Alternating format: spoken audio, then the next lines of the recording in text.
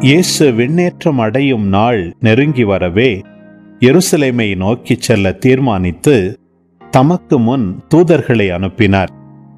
அவருக்கு இடம் ஏற்பாடு செய்வதற்காக அவர்கள் சமாரியருடைய ஓர் ஊருக்கு போய் சேர்ந்தார்கள்.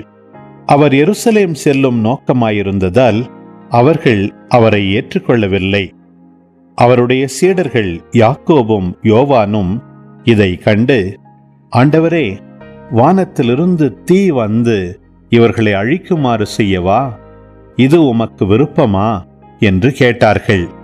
அவர் அவர்கள் பக்கம் திரும்பி அவர்களை கடிந்து கொண்டார். பின்பு அவர்கள் வேறோர் ஊருக்கு சென்றார்கள்.